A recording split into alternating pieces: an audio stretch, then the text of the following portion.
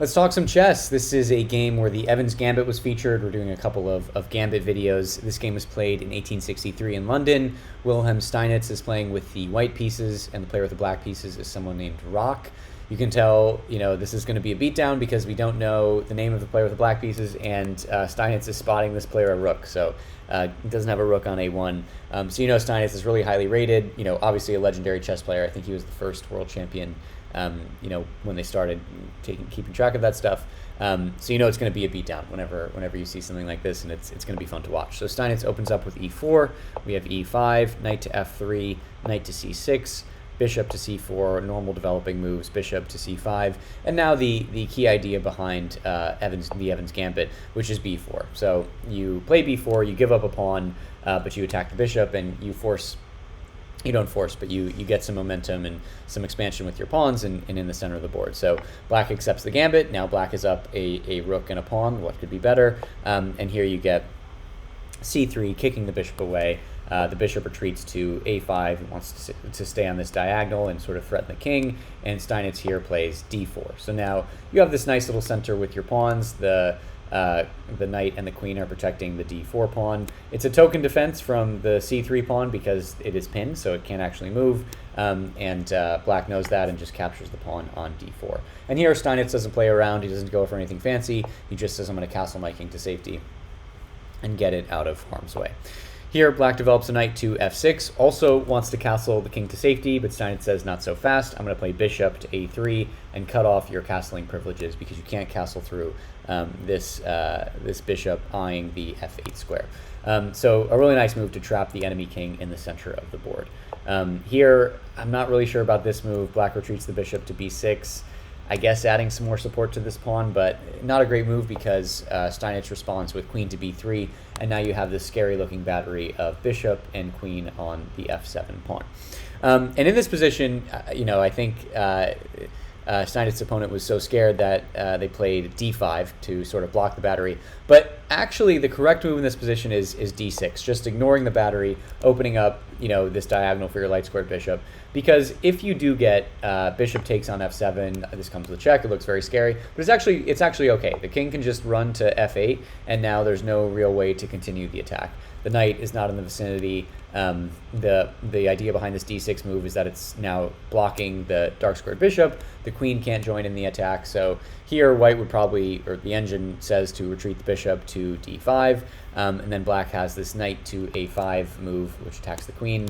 There aren't many squares that the queen can go to protect the bishop, so here the queen may go to c2, and then you get knight takes on d5, pawn takes, and this is an okay position for both sides. So it's totally fine to let the battery do its thing, but it is a scary-looking battery, especially when you're playing against Steinitz across the board. So here black played, Here black played d5, and we can't really blame that. Trying to prevent this battery.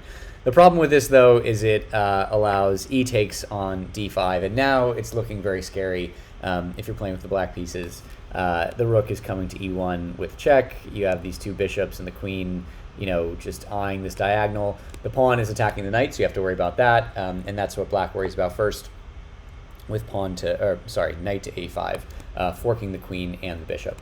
So before worrying about that, Steinitz has this nice in-between move, rook to e1. This comes with check, and here black blocks with the bishop, bishop to e6, obviously blocking the rook. And black says, okay, I'm going to block with the bishop. There's obviously a pawn sitting here, but there's no way that Steinitz will take the bishop, right? Because the knight is threatening the queen. So, I'll have an extra move to kind of figure things out. But actually here, Steinitz says, no, I'm going to take the bishop with a pawn on e6. And now black is sort of left stuck. And what do you play here? What do you do here? It's too tempting to not take the queen, and that's exactly what black does. Black takes the queen with the knight on b3, and it's like, okay, now I have a queen and a rook, and I should be fine. I should be able to deal with this attack. The proper move here after this position is to play knight takes on c4.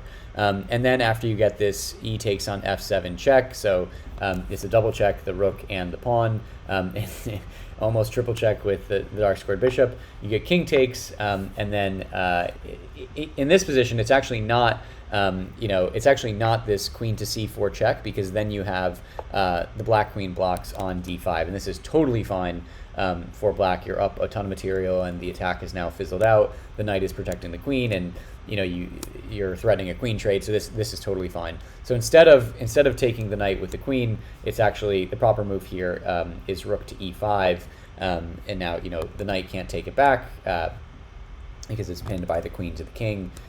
Here you get knight to d5 unpinning, so now the knight on c4 can take the rook.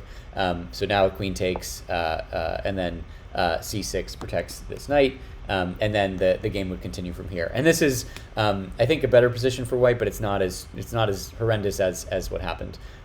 So basically, that's the idea. You should take this bishop, because taking the bishop, even though the queen is obviously the more valuable piece, you block the queen from this diagonal, and you are able to muster some sort of defense. But instead, I don't think we can blame this player. They just took the queen. It's the more powerful piece. But the problem is that now the bishop is on this diagonal, and now you're going to be able to attack the king with no time lost, and that's going to be a problem. So Steinitz now jumps right into it with e takes on f7. This is check, and there are basically no squares for the king to go to. Can only go to d7. It's double check again. Don't forget about this rook. The pawn, the bishop slicing this way. The light squared bishop protecting the pawn, so the king has to move to d7. And now you get bishop to e6. This is forcing the king deeper into white's position. So the bishop is slicing this way. The pawn is protecting the e8 square, and again the dark squared bishop is slicing this way. So these are just two awesome bishops that are going to just reel the king in, and I guess I should make a real sign, and just reeling the king in and getting it into the mating net. So the king has to walk up the board, and then you get all the pieces joining in on the fun. Knight to e5, and again the retreat squares are just mercilessly cut off by these bishops. The king advances some more.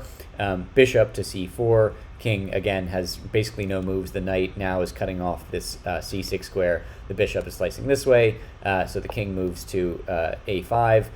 You get just no let up from these bishops. Bishop to b4, king to a4, and then a very nice pawn takes, knight on b3, and this is checkmate. And this is a hilarious final picture. I looked at the final picture and I started laughing because the king is on a4, and you have these two bishops just sitting very pleasantly here, protected by the pawns, and just delivering this insane checkmate. Have you ever seen two bishops sitting next to two pawns and a king delivering checkmate on the the eighth file on the fourth rank? It's just crazy. So obviously this bishop is protecting these two squares, is protected by the pawn, and the pawn on b3 is checking the king, and then this light squared bishop is protecting that pawn. So just a really funny final picture. And it was important, I think, just to go through this king walk again. Every single move, the escape squares that would allow the king to get to back to safety are cut off. When the king advances, again, these escape squares are all cut off. So the king has to keep moving. Escape squares are all cut off. So that's what sort of brought the king in, and just a really, really fun attacking game, and super fun, and a good end to the Evans Gambit. So probably not many Evans Gambit games with attacks this good. So thanks so much for watching. Appreciate it. Drop a like, drop subscribe, and we will see you next time.